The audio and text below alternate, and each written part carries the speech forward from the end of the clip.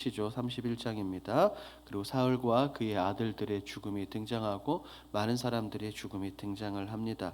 블레셋과의 전투에서 패배를 합니다. 그래서 더욱이 많은 사람들이 목숨을 잃습니다. 그리고 이스라엘의 초대왕 사울의 죽음이 나오는데 이 사울의 죽음조차 안타까운 모습을 볼 수가 있습니다. 오늘 본문을 통해서 우리가 많은 것을 느낄 수 있는데 차차 살펴보도록 하겠습니다. 먼저 내용 관찰 1번을 함께 보도록 하겠습니다. 내용 관찰 1번입니다. 블레셋의 공격으로 이스라엘과 사울의 아들들은 어떻게 됩니까? 1절과 2절 말씀을 보니 우리가 읽지는 않았지만 많은 사람들이 이 길보아 산에서 죽습니다. 거기서 사울의 아들이자 다윗의 믿음의 동력자였던 요나단 그리고 아비나답과 말기수아가 죽임을 당하죠. 전쟁에서의 패배와 더불어 자신의 아들들과 많은 사람들이 죽는 그런 참혹한 현장을 우리가 1절과 2절에서 볼 수가 있습니다. 아들들과 군사들은 죽었는데 사울은 어떻게 되었을까요? 그것이 내용 관찰 2번입니다.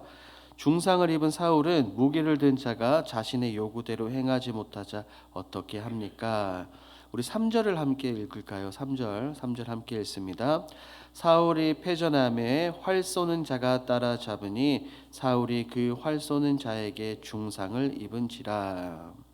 전투에서 패배하여 도망을 갑니다. 그런데 여기서 재미있는 표현이 패전이라는 표현입니다. 이것은 이 히브리 원어로 보면 이것은 무겁다라는 의미입니다.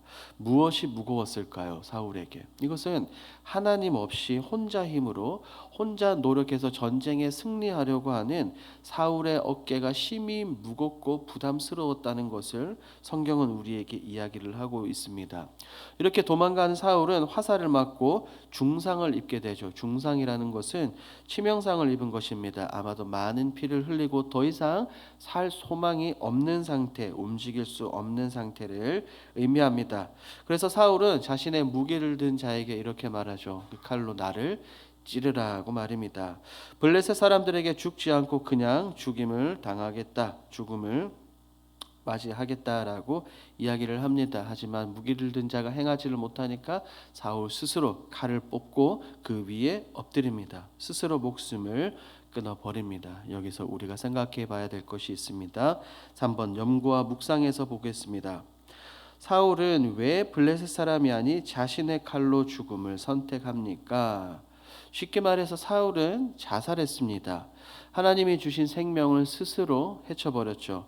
사울의 아들들의 죽음에 대해서는 성경은 그냥 간단하게 설명을 합니다. 아들들이 죽었더라라고 설명을 하지만 사울의 죽음은 그 과정을 자세하게 설명하고 있습니다. 성경의 카메라가 사울의 죽음을 조금 더 자세하게 확대해서 우리에게 보여주고 있죠.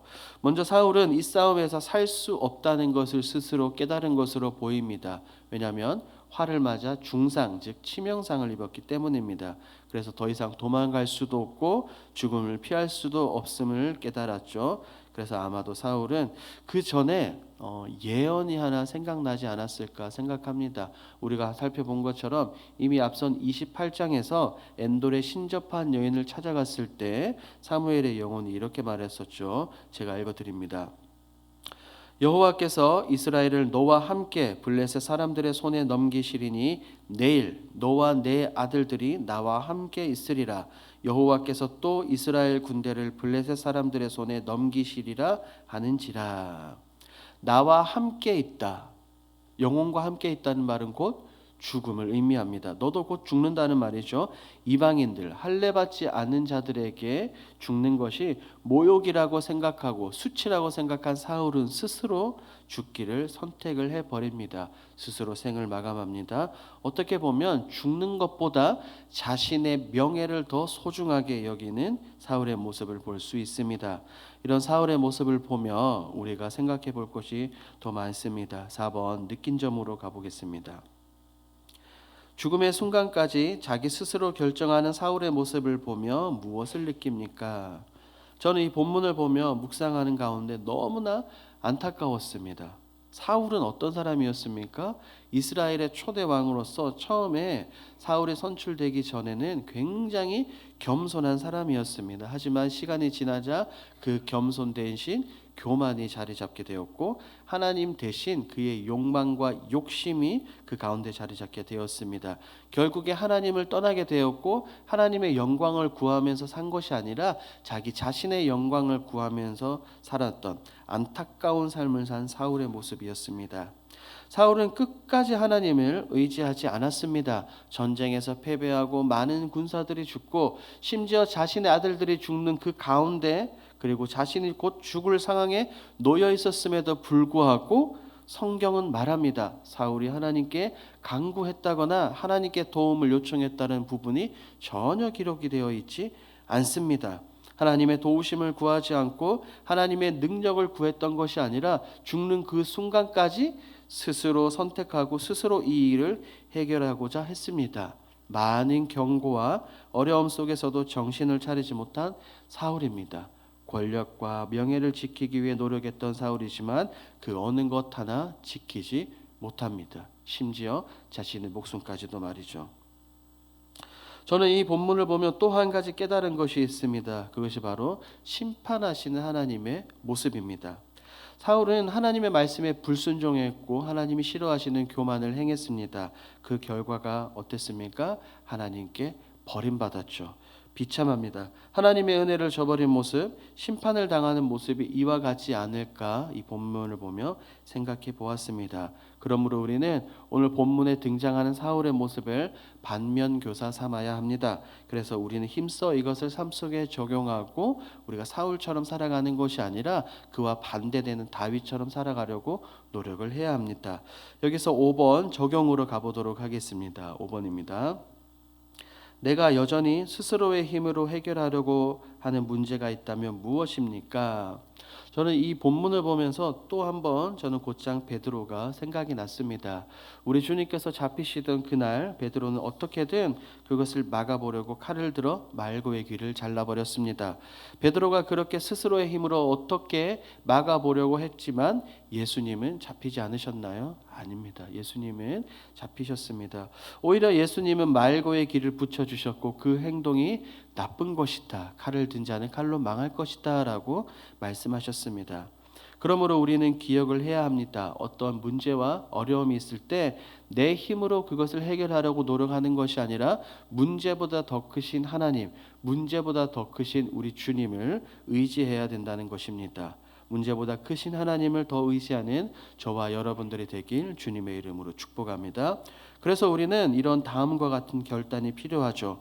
5-1번입니다.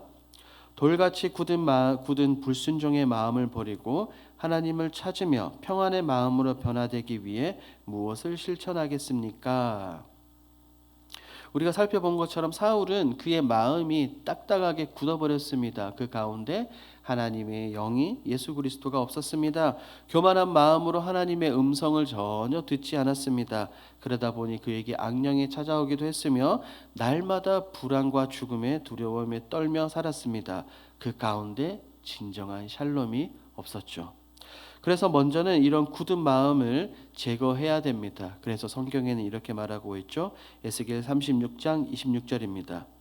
또 새 영을 너희 속에 두고 새 마음을 너희에게 주되 너희 육신에서 이 굳은 마음을 제거하고 부드러운 마음을 줄 것이며. 돌려서 본다면 우리 가운데 있는 이 굳은 마음을 제거하기 위해서는 우리에게 반드시 무엇이 있어야 된다라고 이야기합니까? 새 영, 이것은 곧 성령을 의미합니다. 우리는 성령이 필요합니다. 성령 하나님과 동행할 때 우리의 굳은 마음이 제거되기 시작하며 그 굳은 마음 대신에 우리 가운데 있는 그 심령이 변화받아 부드러운 마음으로 하나님을 섬기게 된다는 것입니다. 이런 부드러운 마음, 부드러운 새 마음을 가지고 있다면 우리 주님이 주시는, 주님이 원하시는 진정한 샬롬을 누릴 수 있습니다. 예수님께서는 이렇게 말씀하셨죠. 요한복음 14장입니다. 평안을 너희에게 끼치노니 곧 나의 평안을 너희에게 주노라. 내가 너희에게 주는 것은 세상이 주는 것과 같이 아니하니라. 너희는 마음에 근심하지도 말고 두려워하지도 말라. 우리가 성령 하나님과 동행할 때 우리의 그 굳은 마음, 딱딱한 바위 같은 그 굳은 마음이 제거되고 부드러운 마음이 임합니다. 그러므로 우리 길동교회 성도 여러분, 먼저 성령 하나님과 동행하십시오. 그리고 주님께 꼭 붙어 있으십시오. 사울은 하나님께 붙어 있지 않았습니다. 그리고 겸손 대신 교만함으로 살았습니다. 그 결과는 우리가 보는 것처럼 굉장한 비참함으로 끝나게 되었습니다. 하나님께 붙어 있고 성령 하나님과 동행할 때 우리 가운데 회복의 은혜가 있으며 우리 가운데 참된 평안이 있을 줄 믿습니다. 이와 같이 살아가시는 저와 여러분들이 되길 주님의 이름으로 축복합니다.